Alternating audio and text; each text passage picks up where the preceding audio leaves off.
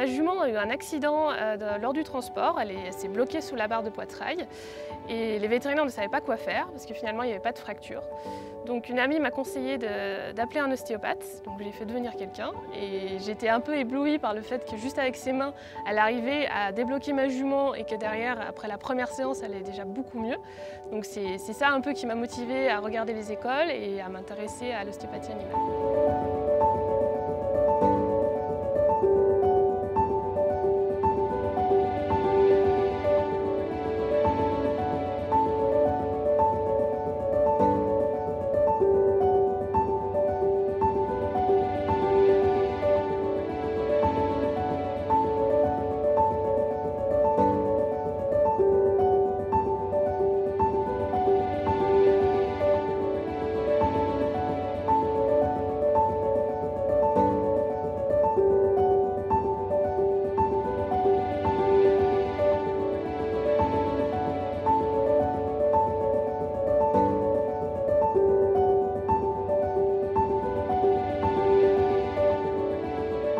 Je m'appelle Anne Wantland, je suis ostéopathe animalière depuis 2018.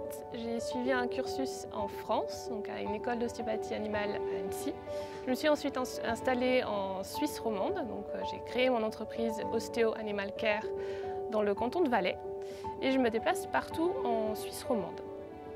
Alors, la définition de l'ostéopathie pure, c'est vraiment des manipulations physiques donc que ce soit vraiment les muscles, les articulations, les viscères, les tendons, etc.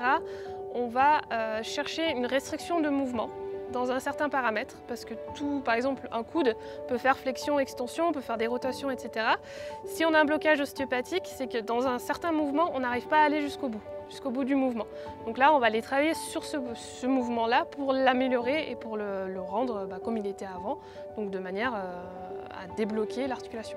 Alors pourquoi on m'appelle en tant qu'ostéopathe animalier pour les vaches? On m'appelle souvent, c'est pour les boiteries tout simplement, donc c'est une des premières raisons pour laquelle l'éleveur va me contacter. C'est vrai que du coup, forcément, nous on va aller travailler sur le côté musculo-squelettique, donc sur les articulations directement. Donc s'il y a par exemple des entorses, on va pouvoir accompagner l'animal là-dedans. Mais on ne fait pas que ça. On travaille donc le côté squelette bien sûr, mais on va aussi travailler sur tout ce qui est organes, donc par exemple tout l'appareil reproducteur de la vache. On va aller travailler directement là-dessus, donc sur tout ce qui est ovaire, sur tout ce qui est vessie, sur tout ce qui est aussi rumen, caillette, etc. Donc tout ce qui est système digestif.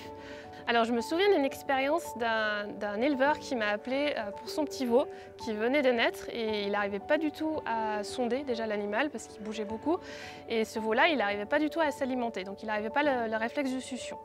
Donc moi je suis arrivée rapidement parce que c'est vrai qu'il faut intervenir dans les 3 jours qui suivent, donc au plus vite. Je suis arrivée et c'est vrai que ce veau-là, donc à la naissance, il y a eu une compression au niveau du cerveau et ça a engendré du coup un blocage du nerf de succion justement qui sert à ça et qui du coup n'était pas du tout fonctionnel. Donc en 2-3 manipulations au niveau crânien, on a réussi à débloquer et c'est vrai que le veau tout de suite derrière, au bout de 10 minutes, il arrivait à reboire et à repartir au mieux.